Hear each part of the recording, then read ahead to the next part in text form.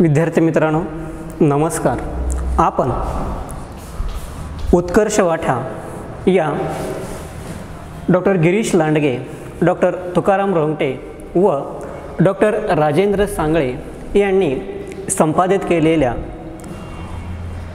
उत्कर्ष वाठा या पाठ्यपुस्तकातील वेगवेगळ्या क्षेत्रातील ज्या काही मान्यवर व्यक्ती आहेत ज्यांचं कार्य, कर्तृत्व, नेतृत्व आजही आपल्या देशाला दिशादर्शक, मार्गदर्शक, प्रेरणादायी आहे, अशा वेगवेगळ्या क्षेत्रातील मान्यवर व्यक्तींचं उत्कर्षाची वाट काय आहे, त्यांनी यशोगाथा कशा प्रकारे लिहिलेली आहे ते आपण अभ्यासत आहोत। आणि त्याच्यामध्ये दुसरा पाठ आहे केली पण शेती, आणि या पाठाचे लेखक आहेत विनायक पाटील। विनायक पाटील हे खरं तर वनशेतीचे पुरस्कर्ते असून ते व्यवसायाने शेतकरी असल्याचं आपल्याला दिसून येतं। आणि आपण पाहतो आपल्या आजूबाजूला सातत्यानं वेगवेगळ्या कारणामुळं अनेक शेतकरी आत्महत्यासारखं जो काही टोकाचं पाऊल आहे ते उचलत आहेत, परंतु पिकतंय काय याच्यापेक्षा विकतंय काय याचा जर अभ्यास करून शेती केली तर निश्चितपणे फायद्याची होऊ शकते, हा विचार या पाठाच्या माध्यमातून विनायक पाटील यांनी मांडलेला आहे। आणि खरं तर ते महाराष्ट्रामध्ये राज्यमंत्री होते आणि त्यांनी वेगवेगळ्या कालखंडामध्ये जे काही प्रासंगिक लेखन आहे ते खूप मोठ्या प्रमाणात केल्याचं आपल्याला दिसून येतं। आणि गेले लिहायचे राहून या पाठ्यपुस्तकातील त्यांचा हा केली पण शेती हा पाठ असून हा पाठ त्यांनी साधारणतः 4 विभागामध्ये विभागल्याचं आपल्याला दिसून येतं। त्याच्यामध्ये पहिल्या विभागामध्ये राष्ट्रपिता महात्मा गांधी यांचे शेतीविषयी विचार काय आहेत, त्यांनी देशाला स्वातंत्र्य कशा प्रकारे मिळवून दिलं हा इतिहास आपण सर्वजण जाणतो आहोतच, परंतु महात्मा गांधीजींचे शेतीविषयी विचार काय आहेत ते विचार पहिल्या भागामध्ये सांगितले आहे। त्याच्यामध्ये महात्मा गांधी म्हणतात की खरं तर पृथ्वी हा जो काही निसर्ग आहे तो निसर्ग तुमच्या आमच्या ज्या काही मूलभूत गरजा आहेत त्या मूलभूत गरजा निश्चितपणे पूर्ण करेल, परंतु जो काय प्रत्येकाचा लोभ आहे, प्रत्येकाचा हव्यास आहे तो कधीच त्या ठिकाणी पूर्ण करू शकणार नाही, हा विचार महात्मा गांधीजींनी शेतीच्या बाबतीमध्ये मांडल्याचं आपल्याला दिसून येतं। दुसऱ्या विभागामध्ये साधारणतः फिरोज व हेमा मासनी यांनी गुलाब शेती करून कशाप्रकारे आपला उत्कर्ष साधला आहे, कशाप्रकारे उत्पन्न मिळवलेलं आहे की शेतीच्या माध्यमातून सुद्धा लाखो रुपये उत्पन्न मिळवता येतं, हे उदाहरण तुमच्यासमोर विनायक पाटील यांनी ठेवल्याचं आपल्याला दिसून येतं की जेणेकरून शेती केली तर ती फायद्याची होऊ शकते, हा विचारसुद्धा त्यांनी मांडल्याचं आपल्याला दिसून येतं। आणि ते आपण पाठीमागच्या तासाला ही 2 उदाहरणं अभ्यासलेली आहेत, पाहिलेली आहेत। त्यानंतर आपल्याला ही 2 उदाहरणं त्याच्यामध्ये विष्णू महादेव बेंडकोळी यांचे द्राक्ष शेतीचं उदाहरण आणि हेमांगी जांभेकरांचं गांडूळ शेती कशाप्रकारे केलेली आहे, त्याच्या माध्यमातून त्यांनी उत्कर्ष कशाप्रकारे साधलेला आहे ते आपल्याला अभ्यासायचं आहे। खरं तर आपण पाहतो आपल्या समाजामध्ये अनेक जाती धर्माचे पंथाचे लोक राहतात, तसंच विष्णू महादेव बेंडकोळी हा महादेव कोळी समाजातील एक धडपड्या तरुण असल्याचं आपल्याला दिसून येतं। आणि नाशिक जवळील आनंदवल्ली या गावचा तो राहणारा होता। आपण पाहतो महाराष्ट्रामध्ये प्रत्येक जिल्ह्याचं वेगळेपण आहे, जसं नाशिक म्हटलं की द्राक्ष, कोल्हापूर म्हटलं की मिरची, सोलापूर म्हटलं की ज्वारी, नाशिक म्हटलं की संत्री, जळगाव म्हटलं की केळी, असं प्रत्येक जिल्ह्याचं वेगळेपण आहे। आणि तसंच महादेव विष्णू बेंडकोळी हा महादेव कोळी समाजातील नाशिक जिल्ह्यातील आनंदवल्ली गावचा तो राहणारा तरुण असल्याचं आपल्याला दिसून येतं। आणि घरामध्ये अतिशय बिकट परिस्थिती होती, घरामध्ये 18-20 दारिद्र्य होतं, स्वतःच्या गावी आणि शेजारच्या गावामध्ये मिळून त्याच्या आणि वडिलांची 36 एकर जमीन होती, परंतु ती जमीन पूर्णपणे जिरायत होती, कुठल्याही प्रकारचं उत्पन्न त्या शेतीमधून निघत नव्हतं, केवळ कुराऊ चराऊ ती जमीन असल्यामुळं घरामध्ये जे काही उत्पन्नाचं साधन आहे त्याचा आनंदी असल्याचं आपल्याला दिसून येतं। काबाड कष्ट करूनसुद्धा दुसऱ्याच्या बांधावरती शेतावरती कामाला जाऊनसुद्धा 2 पैसे त्या ठिकाणी मिळत नव्हते, आणि त्यामुळं साहजिकच विष्णू महादेव बेंडकोळी यांचं जे काही कुटुंब आहे ते कुटुंब आर्थिक हालाकीचं जे काही जीवन आहे ते जीवन जगत असल्याचं आपल्याला दिसून येतं। आणि मग हळूहळू विष्णू महादेव बेंडकोळी हा लहानाचं मोठं होत होता, शाळेतही जात होता, परंतु आपल्या शिक्षणाला आणि घरच्यांना काही आर्थिक हातभार लागावा, 2 पैसे आपणही मिळवून द्यावेत म्हणून उन्हाळ्याच्या सुट्टीमध्ये आणि दिवाळीच्या सुट्टीमध्ये विष्णू महादेव बेंडकोळी हा कामाला जात असल्याचं आपल्याला दिसून येतं। बाळासाहेब शिदोरे यांच्या शेतीवरती त्या ठिकाणी ते कामाला जात असत आणि केवळ 70च्या 75च्या 80च्या दशकामध्ये 75 पैसे रोजानं विष्णू महादू बेंडकोळी हा बाळासाहेब शिदोरे यांच्या शेतीवरती काम करत असल्याचं आपल्याला दिसून येतं। आणि बाळासाहेब शिदोरे हे समजूतदार होते, त्या भागातील एक चांगले प्रगतशील बागायतदार होते आणि त्यामुळं मुलं किती काम करत आहेत याच्याकडे फारसं लक्ष न देता मुलांच्या शिक्षणासाठी विष्णू महादू बेंडकोळी किंवा त्यांच्या कुटुंबातील इतर जे काही मुलं आहेत त्या मुलांच्या शिक्षणासाठी मदत व्हावी म्हणून त्या ठिकाणी ते मुलांच्या कामाचा दर्जाची पाहणी न करता त्या मुलांना ते सुट्टीमध्ये काम देत असल्याचं आपल्याला दिसून येतं। आणि त्यावेळेस बाळासाहेब शिदोरे यांच्याकडे गुलाब शेती होती आणि उन्हाळ्याच्या दिपोळीच्या सुट्टीमध्ये ते त्या शेतावरती त्या ठिकाणी कामाला जात असल्याचं आपल्याला दिसून येतं। आणि त्यांची गुलाब शेती होती, त्या गुलाब शेतीमध्ये देखरेख करण्यासाठी त्यांनी बुलढाणा जिल्ह्यातील चिखली नावचे रावसाहेब डुकरे नावाचे एक मुकादम त्या ठिकाणी काम करत असल्याचं आपल्याला दिसून येतं। आणि ते पूर्वी कुंदेवाडी या ठिकाणी विनायक पाटील यांच्या शेतीमध्येही ते काम करायचे, देखरेख करत असल्याचं आपल्याला दिसून येतं। आणि आपण पाहतो गुलाबाच्या झाडांचे काही कलम आहे, ब्रायर आहे, ते केलं जात असल्याचं आपल्याला दिसून येतं। आणि इच्छित जे काही आपल्याला वेगवेगळ्या व्हरायटीचे गुलाबाचे डोळे आहेत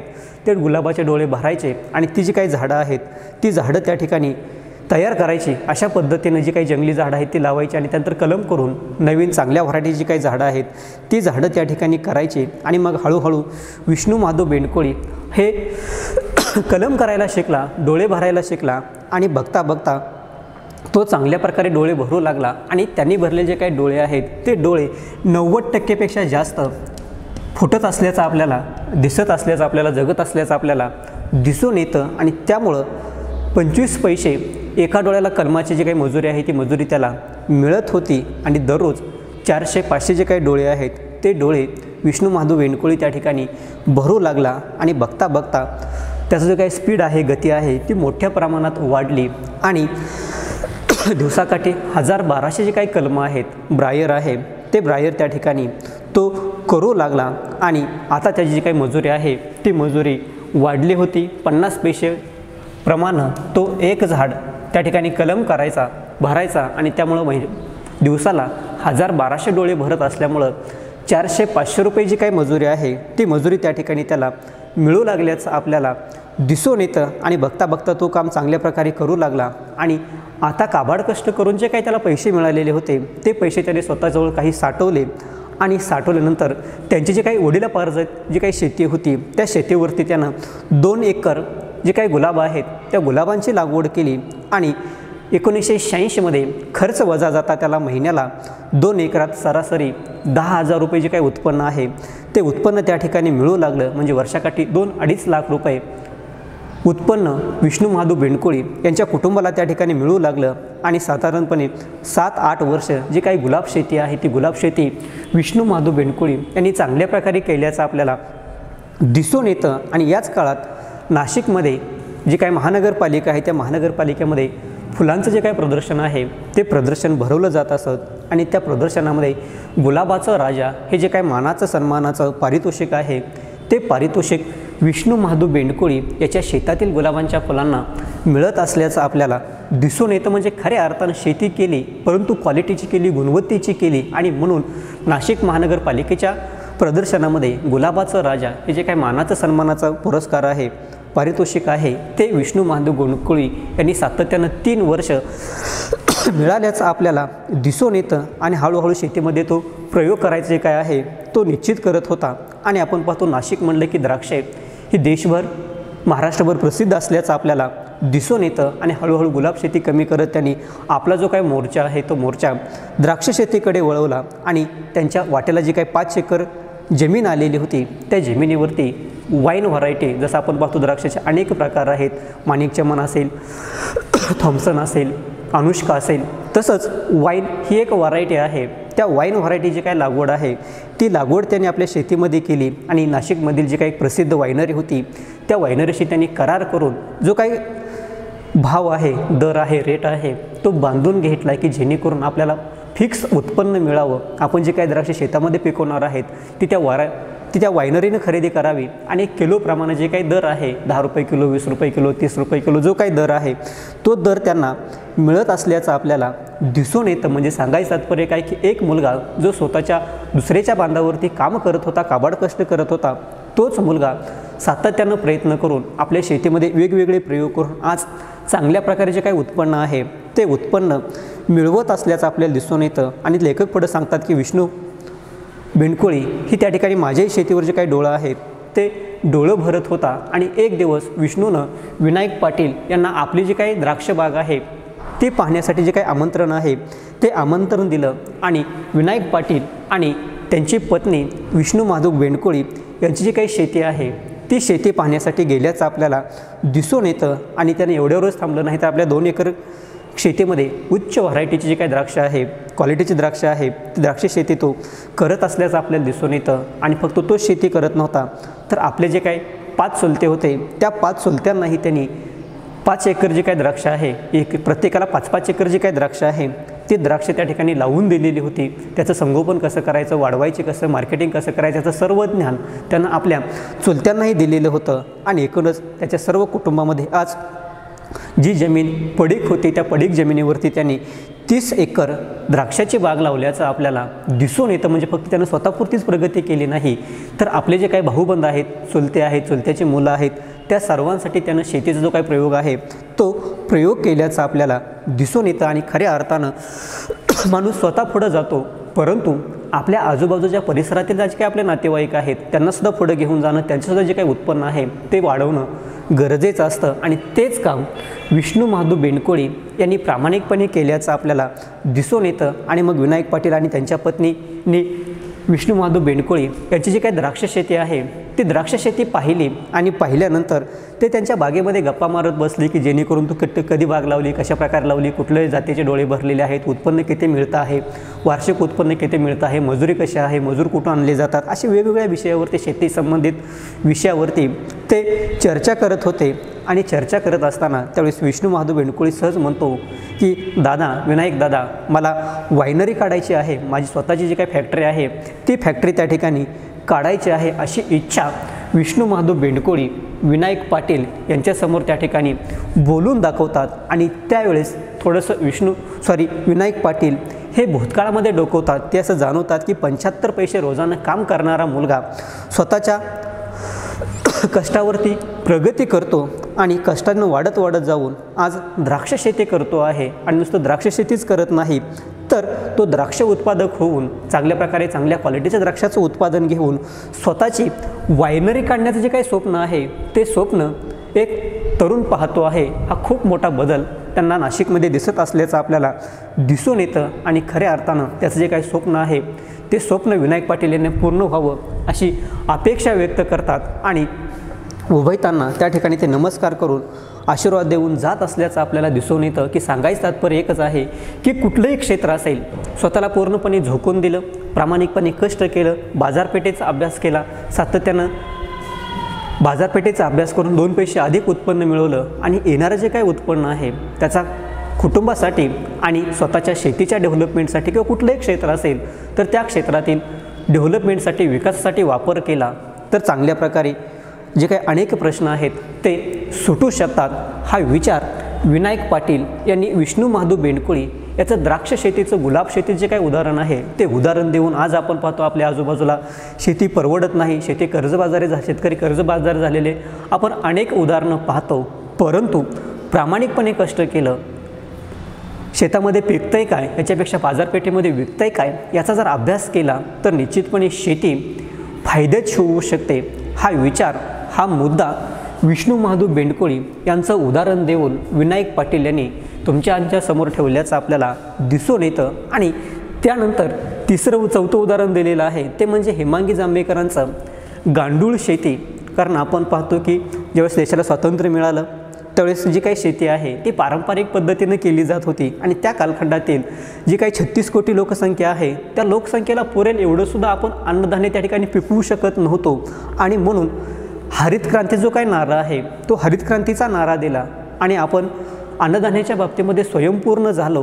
परंतु खूप मोठ्या प्रमाणात जे काही रासायनिक कीटकनाशके आहेत त्याचा जो काही वापर आहे, खते आहेत, त्याचा खूप मोठ्या प्रमाणात जो काही वापर आहे तो वापर वाढू लागला. आणि बघता जी काही वर्षानंतर शेतीची जी काही उत्पादकता आहे ती शेतीची उत्पादकता कमी होत चालल्याचं आपल्याला दिसून येतं, शेती नापीक बनत चालल्याचं आपल्याला दिसून येतं. आणि मग आता आपण पाहतो अलीकडच्या कालखंडामध्ये सेंद्रिय शेती असेल, गांडूळ शेती असेल, पॉली हाऊस असेल, ग्रीन हाऊस असेल, यासारख्या ज्या काही नवीन संकल्पना आहेत त्या नवीन संकल्पना आपल्या शेतीमध्ये रुजत असल्याचं आपल्याला दिसून येतं. आणि मग खऱ्या अर्थानं गांडूळ शेती कशाप्रकारे करायची, त्याचे काय फायदे आहेत, त्याच्यापासून कसं उत्पन्न वाढू शकतं, हा विचार 1985मध्ये हेमांगी जांभेकर यांनी गांडूळ शेतीच्या माध्यमातून, गांडूळ शेतीची काय पहिल्यांदा ओळख आहे ती पहिल्यांदा ओळख 1985मध्ये हेमांगी जांभेकरांनी करून दिल्याचं आपल्याला दिसून येतं. आणि त्यामुळं खऱ्या अर्थानं गांडूळ शेती काय आहे याची ओळख महाराष्ट्राला कोणी करून दिली असेल तर ती ओळख हेमांगी जांभेकरांनी करून दिल्याचं आपल्याला दिसून येते. की जसं ग्रीन हाऊस आणि पॉली हाऊसचं जनक म्हणून भारतामध्ये, महाराष्ट्रामध्ये फिरोज मासनी यांना ओळखलं जातं, तसंच गांडूळ शेतीचं जे काही श्रेय आहे ते सर्व श्रेय हेमांगी जांभेकरांना जात असल्याचं आपल्याला दिसून येतं. आणि खरं तर त्या पुण्यामध्ये राहत होत्या, परंतु पुण्याच्या राहत्या घरामध्येच त्यांनी जे काही गांडूळ शेती आहे ती पाळली होती. आणि त्यांना खाण्यासाठी घरातील जे काही शिल्लक राहिलेला भाजीपाला आहे, उष्टखरकट आहे, भाज्यांची देठं आहेत, फळांच्या साली आहेत, त्या देत असल्याचं आपल्याला दिसून येतं. कारण आपण सिटीमध्ये पाहतो की कचऱ्याचा खूप मोठा प्रश्न आहे, कचऱ्याचं विल्हेवाट कशी लावायची याची खूप मोठी समस्या महानगरांमध्ये, शहरांमध्ये असल्याचं आपल्याला दिसून येतं.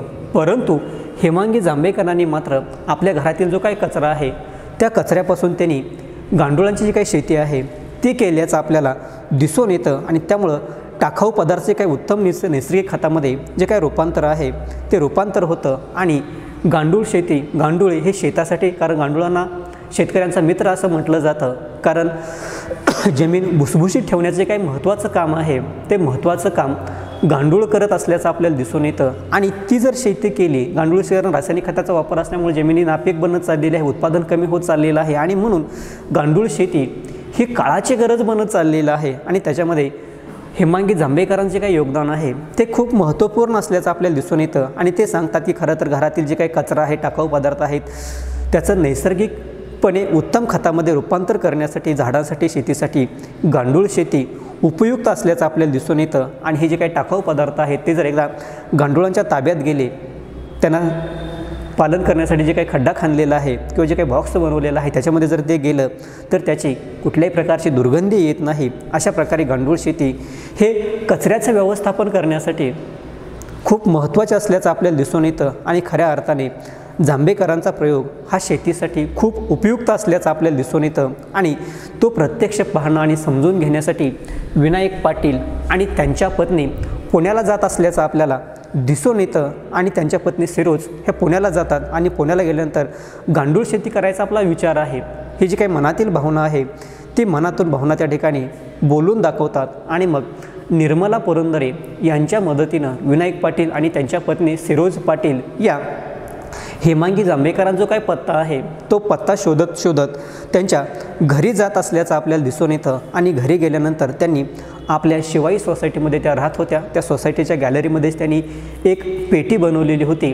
आणि त्या पेटीमध्ये माती भरून जी काही गांडूळ शेती आहे ती गांडूळ शेती त्या ठिकाणी केली जात होती. आणि नेमका हेमांगी जांभेकरांचा गांडूळ शेतीचा प्रयोग काय आहे, कारण त्या वर्तमानपत्रामध्ये लेख लिहित असत आणि ते वर्तमानपत्र महाराष्ट्रभर पोहोचत असत. आणि म्हणून हेमांगी जांभेकरांचे गांडूळ शेतीचा प्रयोग पाहण्यासाठी महाराष्ट्रातून अनेक व्यक्ती येत असत. आणि तसंच नाशिकमधील अनेक विद्यार्थ्यांची जी काही ट्रिप आहे, सहल आहे, ती हेमांगी जांभेकरांची गांडूळ शेती पाहण्यासाठी त्या ठिकाणी त्यांनी भेट दिल्याचं आपल्याला दिसून येतं. आणि हेमांगी जांभेकरही त्या ठिकाणी जी काही भरभरून माहिती आहे, सर्व प्रकारची माहिती आहे, विद्यार्थ्यांच्या मनातील जे काही प्रश्न आहेत, शंका आहेत, अडचणी आहेत, त्याचं त्या निरसन करत असल्याचं आपल्याला दिसून येतं. आणि हेमांगी जांभेकर, विनायक पाटील आणि सिरोज पाटील यांनासुद्धा गांडूळ शेतीविषयी जी काही माहिती आहे ती माहिती देत असल्याचं आपल्याला दिसून येतं. त्याचं जे काही तंत्र आहे, त्याचं जे काही टेक्निक आहे ते टेक्निक समजून सांगायचं आश्वासन त्या देत असल्याचं आपल्याला दिसून येतं. आणि एकमेकांशी चर्चा करत असताना त्यावेळेस विनायक पाटील म्हणतात की तुमच्या घरातील जी काही पाळलेली गांडूळं आहेत, तुम्ही जी काही घरामध्ये गांडूळ शेती करत आहात ती आम्हाला दाखवा म्हटल्यानंतर हेमांगी जांभेकर त्यांना गॅलरीमध्ये घेऊन जातात. आणि गॅलरीमध्ये गेल्यानंतर गॅलरीच्या प्लॉटमध्ये घेऊन गेल्यानंतर साधारणपणे 4 फूट लांब आणि 2 ते 2.5 फूट रुंद आणि तेवढ्याच उंचीची जी काही एक पेटी आहे ती पेटी त्यांनी बनवलेले असते आणि त्यावर झाकण्यासाठी ऊन पडू नये किंवा इतर कुठल्याही प्रकारचं प्रदूषण होऊ नये म्हणून एक तरट किंवा गोंडपट त्या ठिकाणी त्यांनी झाकलेलं असतं आणि त्याच्यावरती ज्या काही घरातील पालेभाज्या आहेत, कचरा आहे, तो कचरा त्या गांडुळांना खाण्यासाठी त्यांनी टाकलेला असतो आणि दाखवा म्हटल्यानंतर ते पेटीचं वरचं गोंडपट काढतात, तरड झाकलेलं काढतात आणि खाली हात घालून त्या ठिकाणी जे काही गांडूळ आहे ते गांडुळाचा पुंजका हातामध्ये घेतात आणि जे काही गांडूळ आहे ते गांडूळं वळवळ करत असल्याचं आपल्याला दिसून येतं. आणि त्यामुळे लेखक म्हणतात की एवढ्या जवळून मी पहिल्यांदाच त्या ठिकाणी जी काही गांडूळ शेती आहे ती पाहिलेली होती आणि त्यांनी दाखवल्यानंतर खरं तर माझ्या अंगावरती शहारा आल्यासारखं झाल्याचं ते नमूद करतात. आणि घरातील जे काही टाकाऊ पदार्थ आहेत ते टाकाऊ पदार्थ टाकल्यामुळे उष्ट्या खरकट्याचं काय या दुर्गंधी कुठल्याही प्रकारची येत नाही, हे पटकन तुम्ही वाकून बघा असं हेमांगी जांभेकर विनायक पाटील यांना विनंती करतात. परंतु त्यांना तशा प्रकारचा कुठलाही अनुभव नसल्यामुळे ते म्हणतात की येत नाही कुठल्याही प्रकारचा दुर्गंध येत नाही. घरातील जे काही पदार्थ आहेत, टाकाऊ पदार्थ आहेत, भाज्यांचे देठं आहेत, त्याचा कुठल्याही प्रकारचा वास येत नाही, दुर्गंध येत नाही असं त्या ठिकाणी ते सांगतात. आणि या विषयातील विनायक पाटील यांना कुठल्याही प्रकारची माहिती नव्हती आणि म्हणून काहीतरी विचारायचं म्हणून ते म्हणतात की गांडूळं छान दिसत आहेत असं ते सहज बोलून जातात. आणि त्यावर हेमांगी जांभेकर हरकून जातात, त्या आनंदी होतात आणि म्हणतात की हे तर काहीच नाही, आम्ही मोहनधार्यांना जे काही बॅच दिलेले आहेत, जे काही गांडूळं दिलेली आहेत ती गांडूळं याच्यापेक्षा खूप देखणी आहेत, सुंदर आहेत, चांगले आहेत असं हेमांगी जांभेकर त्यांना सांगतात. आणि त्यावेळेस ते असा प्रश्न पडतो की खरं तर एकरूप होणं, एकनिष्ठ होणं, आपल्या व्यवसायाची एकजीव होणं काय, तर आपण ज्या क्षेत्रामध्ये काम करतो आहे ते क्षेत्र सुंदर वाटणं ते नमूद करत असल्याचं आपल्याला दिसून येतं. आणि त्यापुढे जाऊन ते सांगतात की खऱ्या अर्थाने हेमांगी जांभेकर यांना गांडुळामध्ये जी काही सुंदरता आहे ती सुंदरता दिसते आहे. आणि पुढे ते उदाहरण देतात की आपण पाहतो शेतकऱ्याला त्याचे बैल सुंदर वाटतात कारण शेती कसण्यासाठी आवश्यक असतात, त्याचबरोबर कुंभाराला त्याचे गाडवे सुंदर वाटतात कारण माती वाहण्यासाठी, मडकी वाहण्यासाठी ते महत्त्वाचं काम करतात. गवळ्याला आपली म्हैस देखणी वाटते, कैकड्याला आपली जी काही कुत्री आहेत ती शिकार करण्यासाठी वापरतात, ती देखणी वाटतात. तसंच कारण प्रत्येकाचं क्षेत्र वेगळं आहे आणि त्या क्षेत्रामध्ये उपयोगी पडणारा जो काही प्राणी आहे तो त्याच्या दृष्टीनं अत्यंत महत्त्वाचा असतो. आणि म्हणून हेमांगी जांभेकरांना जी काही गांडूळं आहेत ती गांडूळं खूप देखणी वाटतात. म्हणजे ज्याचा त्याचा आपल्या व्यवसायाकडे पाहण्याचा दृष्टिकोन कसा आहे, भूमिका कशी आहे, तो त्या व्यवसायाशी किती एकरूप होतो आहे, एकनिष्ठ होतो आहे, एकजीव होतो आहे, त्यावर अवलंबून असल्याचं आपल्याला दिसून येतं. आणि अनेक वेळा विनायक पाटील भाषण करण्यासाठी गेल्यानंतर हेमांगी जांभेकरांचे काही उदाहरण आहे ते हेमांगी जांभेकरांचं उदाहरण देतात आणि ते उदाहरण श्रोत्यांना भावत असल्याचं आपल्याला दिसून येतं. आणि खरं तर लेखक पुढे सांगतात की कुणीतरी वाहून घेतल्याशिवाय मग ते कुठलंही क्षेत्र असेल, कुठलाही व्यवसाय असेल, कुठलाही उद्योगधंदा असेल, तर त्याच्यामध्ये स्वतःला वाहून घेतल्याशिवाय, पूर्ण वेळ दिल्याशिवाय, एक विषयाशी एकरूप झाल्याशिवाय तो पुढे जात नाही. हेच या माध्यमातून विनायक पाटील तुम्हा आम्हाला सांगत असल्याचं आपल्याला दिसून येतं. आणि ते पुढं सांगतात की खऱ्या अर्थानं महाराष्ट्रामध्ये ही जी काही गांडूळ शेती आहे ते रुजवण्याचं काम, ते वाढवण्याचं काम, शेतकरीप्रिय करण्याचं काम, महत्त्वपूर्ण काम हे हेमांगी जांभेकरांनी आपल्याला केल्याचं आपल्याला दिसून येतं. आणि त्याला हेमांगी जांभेकरांचे काही प्रयत्न आहेत ते प्रयत्न, त्यांचं कष्ट कारणीभूत असल्याचं आपल्याला दिसून येतं. आणि खऱ्या अर्थानं आपण पाहतो की रासायनिक खतांचा अतिरेक होतो आहे, वापर वाढतो आहे आणि त्यामुळं उत्पादनामध्ये घट होते आहे. आणि म्हणून अलीकडच्या कालखंडामध्ये बहुसंख्य शेतकरी हे सेंद्रिय पद्धतीने जे काही उत्पादनं आहेत ते घेत आहेत आणि त्या उत्पादन घेण्यामध्ये गांडूळ शेती ही महत्त्वाची भूमिका बजावत असल्याचं आपल्याला दिसून येतं. आणि गांडूळ शेतीमुळं शेतकऱ्यांचे जे काही उत्पन्न आहे ते अनेक पटीमध्ये वाढलेलं आहे. अनेक शेतकऱ्यांना चांगलं उत्पन्न जे काय आहे ते मिळतं आहे. अनेक जण केवळ गांडूळ शेतीवरतीच आपला जो काही चरितार्थ आहे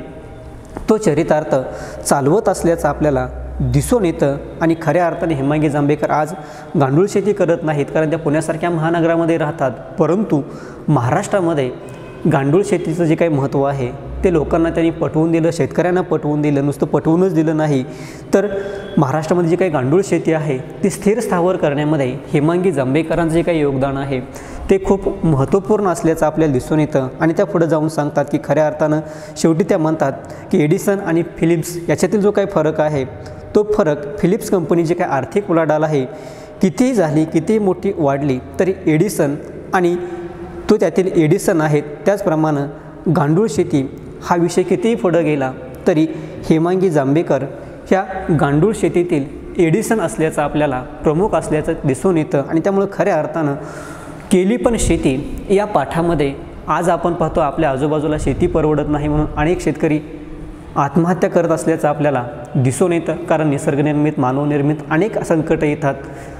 दर चांगला मिळाला की शासनामार्फत जी काही निर्यात बंदी आहे ती केली जाते आणि त्यामुळं अनेक शेतकरी आत्महत्यासारखे जे काही टोकाचं पाऊल आहे त्या उचलत आहेत। परंतु आपण आपल्या आजूबाजूला पाहतो की अनेक शेतकरी चांगल्या प्रकारे शेती करून आपला जो काही उत्कर्ष आहे, विकास आहे, आर्थिक भरभराट आहे ती साधत आहेत आणि म्हणून जाणीवपूर्वक विद्यापीठानं आपल्याला केली पण शेती ह्या विनायक पाटील यांच्या पाठाच्या माध्यमातून 4 उदाहरणं दिलेली आहेत। त्याच्यामध्ये महात्मा गांधींचं शेतीविषयी जे काही विचार आहेत ते काय आहेत ते सांगितलेलं आहे। त्यानंतर फिरोज मासनी आणि हेमा मासनी इंग्लंडसारख्या विकसित राष्ट्रामध्ये राहूनसुद्धा भारतामध्ये येण्याचा निर्णय घेतात आणि भारतामध्ये येऊन गुलाब शेती चांगल्या प्रकारे करून आपलं जे काही आर्थिक उत्पन्न आहे ते आर्थिक उत्पन्न वाढवतात।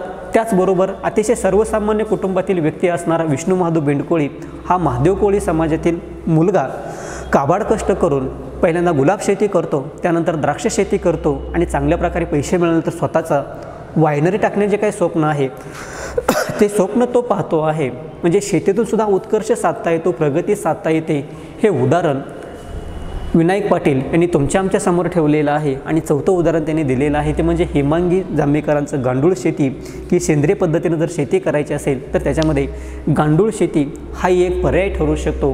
कारण शेतीमध्ये आपण पाहतो अनेक पिकं आहेत, अनेक उत्पादनं आहेत, कुठलं तरी एक पीक आपण चांगल्या प्रकारे घेतलं तर त्याच्यामधून आपल्या कुटुंबाचा, आपला स्वतःचा जो काही उत्कर्ष आहे, विकास आहे तो साधता येतो।